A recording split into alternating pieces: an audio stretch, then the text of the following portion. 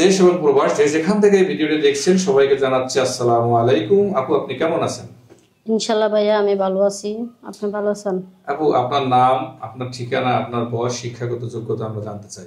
আমার নাম হচ্ছে মিতু আক্তার, আর আমি পড়ালেখা করছি ক্লাস 8 অবধি, আর আরবি কোরআন শরীফ খতম অনেকবার করছি, আর নামাজ কালমাগুলো ইনশাআল্লাহ সবই জানি। আর আমার বাড়ি হচ্ছে মানে আমার জন্মস্থান যেটা সেটা হচ্ছে সিরাজগঞ্জ, আর যেটা আমার নানা বাড়ি আমি যেখানে ছোট থেকে বড় হয়েছি সেটা হচ্ছে চট্টগ্রাম পাহাড়তলী। পাহাড়তলী ফ্যামিলিতে কে আছে? আমার ফ্যামিলিতে ভাইয়া কেউ নাই। কি হয়েছিল একটু জানতে চাই। আমার আম্মু আব্বু ছোট, আমার যখন বয়স 2 বছর ছিল তখন আমার আব্বু আম্মু একটা গাড়ি অ্যাক্সিডেন্টে মারা গেছে। আর তারপরে আমারকে এত ছোট থেকে এত বড় করছে, 2 বছর পর থেকে এত বড় করছে আমার নানা নানি।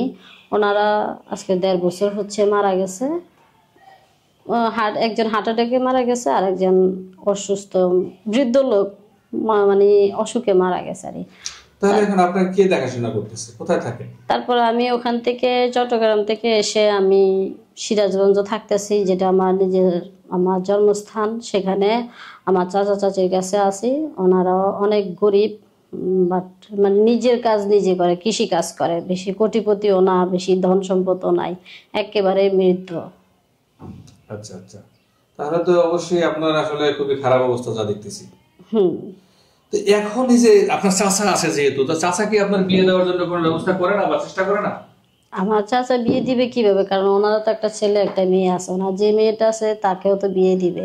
তো ওনার তো টাকা পয়সা নাই যে আমাকেও বিয়ে করবা কিংবা ওনার মেয়েকেও বিয়ে করবে, অত টাকা পয়সা ওনার কাছে নাই। টাকা পয়সা যে বিয়ে দিতে সবসময় লাগে তা তো না। আপনাদের এলাকায় কি এরকম মহৎ ব্যক্তি নাই যে আপনাদের মতো মেয়েদেরকে বিয়ে করতে পারে? এখনকার যুগের কোনো মানে কেউ কারো কেয়ার করে না, নিজের ভালো নিয়ে নিজে থাকে, অন্যজনের ভালো তারা পছন্দ করে না। আপনাদের অঞ্চলে কি কোনো সহৃদয়বান ব্যক্তি নাই যে লোকটা আপনাকে বিয়ে করতে পারে বা ইয়ে করতে পারে?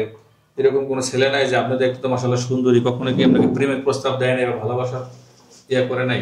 মনে হয় করতো, কিংবা হতো যদি সম্ভব থাকতো, কিন্তু আমার চাচি রুম থেকে বের হতে দেয় না।